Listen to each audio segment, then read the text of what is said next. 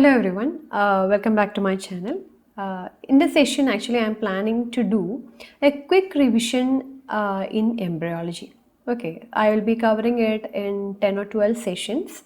I will be just brushing through the important points in embryology and sometimes I will be sharing some of the MCQs which are commonly asked in NEET as well as UG exams. So the favorite questions for the examiners also I'll be discussing. So for detailed sessions, always go through my channel regarding the concerned topics.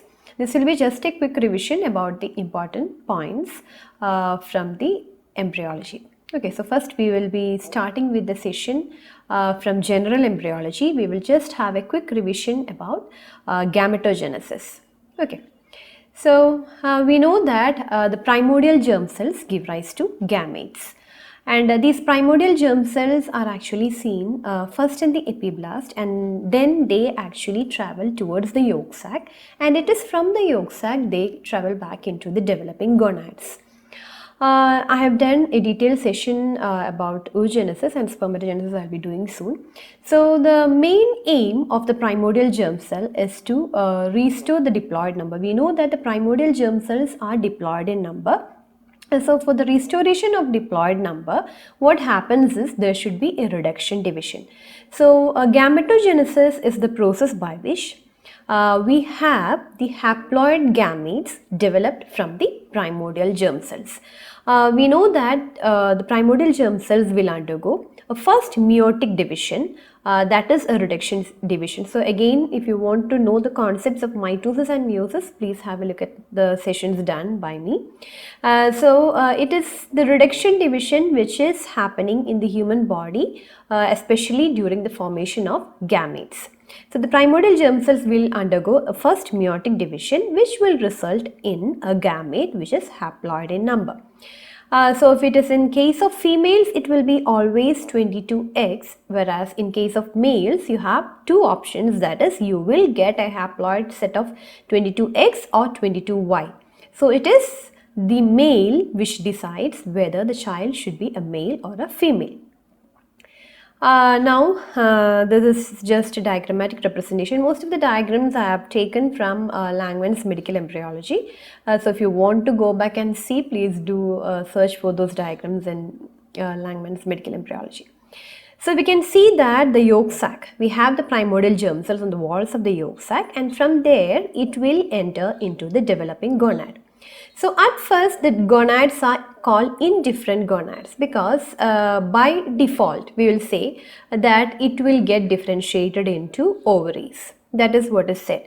But if there is a presence of testis determining factor or testosterone or Mullerian inhibiting factor, in the presence of these factors, the indifferent gonad will get converted into testis and the male genital system. But if these factors are absent, then the result will be an ovary and a female genital system. So this is how we have the primordial germ cells implanted in the developing gonad. So the question is, the primordial germ cells arise from? Is it from the amniotic cavity? Is it from the yolk sac? Is it from the paramesonephric duct? Or is it from the cloacal membrane? We know that the answer is yolk sac. But if you have an option like epiblast also instead of yolk sac, you can opt for that also. Now we will move on to the spermatogenesis. We know that gametogenesis, if it occurs in male, you call it as spermatogenesis, and if it occurs in females, you call it as oogenesis. So spermatogenesis is the process by which we have the conversion of the primordial germ cell or spermatogonia into a mature spermatozoa. So let's see what are the steps occurring in spermatogenesis. So the primordial germ cells will be first getting converted into type A dark spermatogonia. They are very large in size and number. So then they will again undergo mitotic division to form type A again, but pale spermatogonia, which will later get differentiated into type B spermatogonia. And it is this type B spermatogonia which is differentiating to form the primary spermatocyte. So the formation of spermatocyte, the primary spermatocyte from the primordial germ cell, you call it as spermatocytosis. So this is another term used, spermatocytosis, the formation of primary spermatocyte from primordial germ cell. Now we know that the spermatogenesis won't occur in a child before birth. But when you compare it with oogenesis, we know that oogenesis is occurring even before birth. So what is the factor which prevents the spermatogenesis before birth? That is the male meiosis inhibitor secreted by the Sertoli cells. That will actually inhibit the spermatogenesis. Then one of my viewers had asked me a question, a very beautiful question, why oogenesis happened before birth and why not spermatogenesis? So the reason which I think is oogenesis actually begins before birth, you know, and it gets arrested at the prophase of the first meiotic division. And this arrested stage will make use of that time till puberty in order to accumulate the cellular organelles which are necessary for the growth of an embryo, because we know that during fertilization the sperm is actually contributing just the genetic material, and the rest of the entire cell where you get the embryo, the main contribution comes from the oocyte. So the growth of the embryo actually depends upon the collected material derived from the oocyte. So this is the collection period. The arrested prophase of the first meiotic division is considered as a period for the maturation of the oocyte so that it will get ready with the needed organelles for the developing embryo. Whereas the sperm, the development of the sperm, it can wait because it needs to just provide the genetic material for the developing embryo. Okay, so that is the reason. So we know that 46XY, it is the spermatogonium, it is diploid in number. Then you have the primary spermatocyte by a process known as spermatocytosis. Then after that, it is getting converted into secondary spermatocyte. So that is a reduction division where you have the haploid number. So it can be either 22 plus Y or 22 plus X, because we know that the diploid number in a male is 46XY.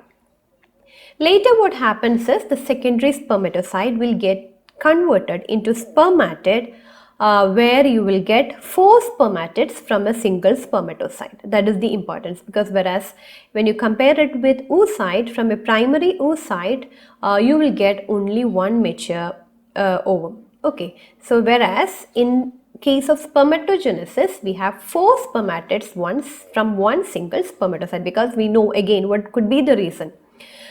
Because we know that in a single ovarian cycle we need only one oocyte to get mature.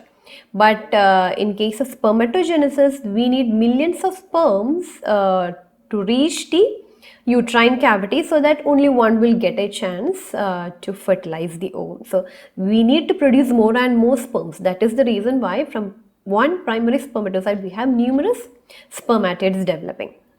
And the conversion of spermatid to spermatozoa, the mature spermatozoa, you call it as spermiogenesis. So we know that this is the testis, and we know testis is made up of many seminiferous tubules, and if you just take a cross section of a seminiferous tubule, you know that this is the lining epithelium. You can see the Sertoli cells, and there will be pockets on the lateral walls of the Sertoli cells where you get the developing sperm cells in order, from the spermatogonia to the primary spermatocyte, then the secondary spermatocyte and the spermatids, and finally it will be liberated into the lumen of the seminiferous tubules. So let's see, the spermatogonia will be towards the periphery of a single seminiferous tubule. Then there will be DNA replication, still it is diploid in number. Then it will be converted into primary spermatocyte again by mitosis. Then primary spermatocyte undergoes the first meiotic division. Then it will be giving rise to the secondary spermatocyte, which is haploid in number. Then it will be converted into spermatids, which are again immature haploid. Then it will be converted into mature gametes, the haploid gametes or spermatozoa. Now, what do you mean by the process of spermiogenesis? We know that the spermatogenesis occur or begins in the seminiferous tubules of the testes. From there, the spermatozoa will get transferred into the epididymis, and it is in the epididymis where it attains the motility. So, in this process of conversion of spermatid to spermatozoa, spermatid, we know it is a very large cell with all the organelles, but spermatozoa is a mature gamete which is capable of movement so that it can go and fertilize the ovum. So, there should be some changes occurring for the round large spermatid cell to become a sperm. So, let's see what are the changes occurring for the organelles.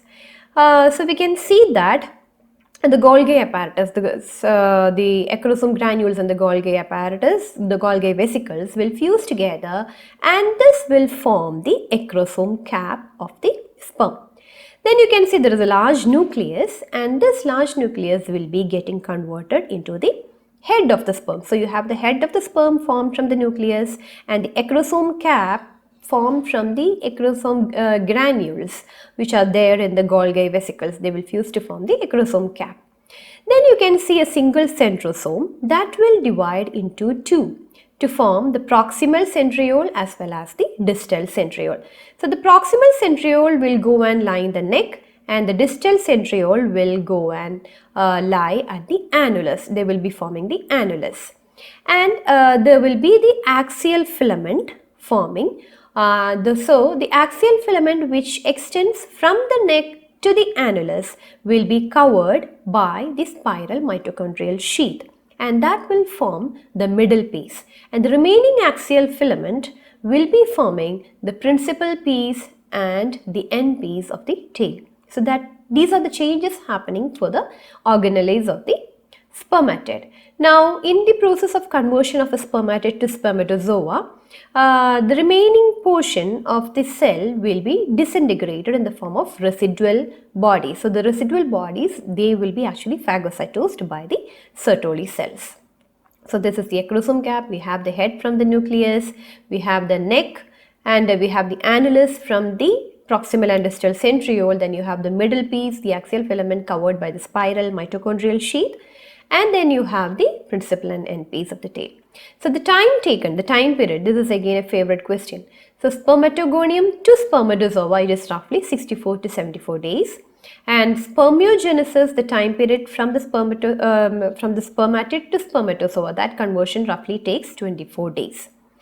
And it is said that the spermatozoa attain full motility in the epididymis. So, the full motility is made possible by the formation of the glycoprotein coat and the surface modifications. And the time taken for the viable sperm to reach the epididymis is roughly taken as 2 months. Now, let's try to solve this. Spermiogenesis is conversion of spermatocyte 1 to spermatocyte 2, spermatocyte 2 to spermatid, spermatogonia to spermatozoa, spermatid to spermatozoa. We know the answer is spermatid to spermatozoa. Which of the following is haploid? Is it type B spermatogonia? Is it primary spermatocyte? Is it secondary spermatocyte?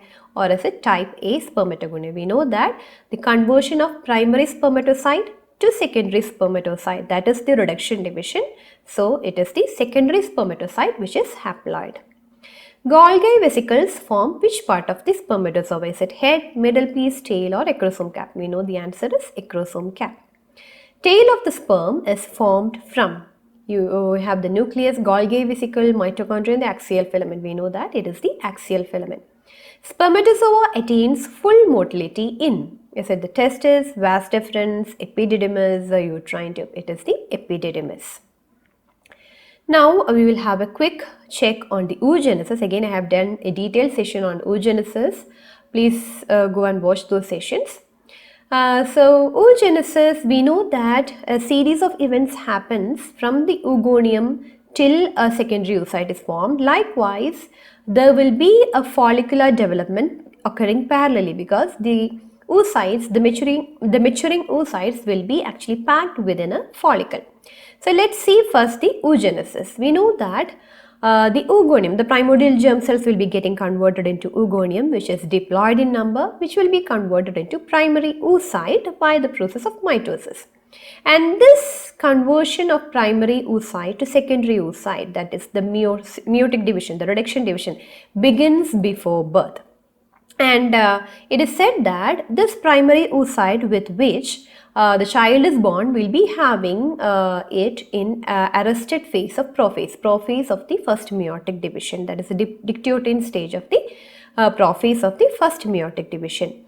And it will stay like that till puberty. The reason is it takes this time to become mature and collect the needed organelles for the development of the embryo. That is what is said, and that is what is said to be the reason for early maturation process of the oogenesis before birth, because spermatogenesis we know it occurs only after birth, or it will occur only during at the time of puberty. Now we know that the primary oocyte, which has already begun the oogenesis, will be converted to secondary oocyte. So that is, it will be completing the first meiotic division just before ovulation. So what happens is during ovulation, that ovarian cycle, with every ovarian cycle, say 10 to 15 follicles will start maturing, and one of the follicles with the primary oocyte will complete its division, the first meiotic division, and will become secondary oocyte just before ovulation. So a small part of the genetic material will be extruded in the form of first polar body because it is no longer needed, and the major quantity of cytoplasm will go with the secondary oocyte. This secondary oocyte will begin its second meiotic division just before ovulation, and it will be again arrested in metaphase of the second meiotic division. With the arrested metaphase of the second meiotic division, the secondary oocyte will reach the uterine tube, and there it will get fertilized by a sperm. Only if the sperm comes there and it fertilizes the secondary oocyte, then only the secondary oocyte will be able to complete its second meiotic division, and ultimately one more polar body is extruded, the second polar body, and we get the zygote. Suppose what happens if there is no fertilization occurring? We know that with every ovarian cycle we won't get, the ovum won't get fertilized.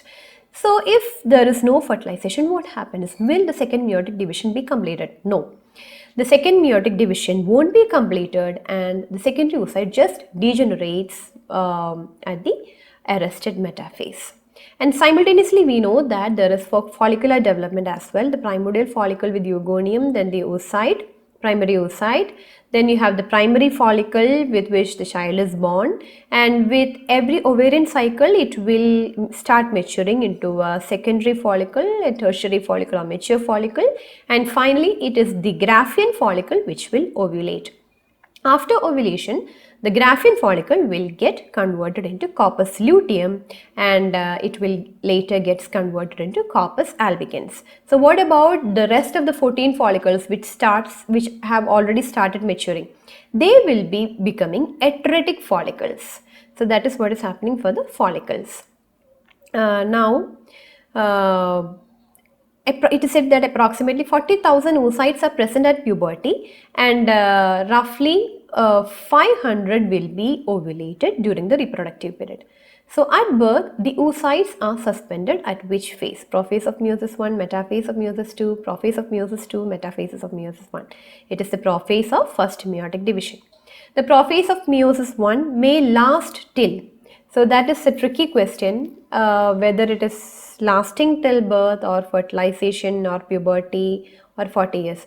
So prophase of first meiotic division will last for 40 years or more till the lady is in the reproductive period. Okay, so that is very important, don't get confused. Before ovulation, the Graafian follicle contains, it will be the secondary oocyte which is arrested at the metaphase of the second meiotic division. Then there is a technique known as ovarian tissue freezing. So what happens is, if a lady has to undergo some radiation therapy or something like that, there will be damage to the ovary. So if she is in the reproductive period, what we do is, before giving this radiation or chemo, we will just remove the ovary, we will just freeze it, and we will reimplant the ovarian tissue once the treatment is over, so that the lady will be able to ovulate again. And can you identify this diagram? This is taken from Langman. This tumor, what do you call this tumor? Some tumor arising from the oropharyngeal region. And the clue is, it consists of all the tissue derivatives. It can contain bone, it can contain tooth, it can contain hair, it can contain skin, all sort of things. So this tumor is known as oropharyngeal teratoma. So the question is, this tumor arises from primordial germ cells, epiblast, both or none. So the real answer is, it can arise from the primordial germ cells, or it can arise from the epiblast, or it can arise from any pluripotent cells. So that is a quick revision of the gametogenesis part. Please watch further sessions for a quick recap in embryology, and always take this as take home message. Talk to yourself once in a day, otherwise you may miss meeting an excellent person in this world. With this, I'm winding up. Thanks for watching.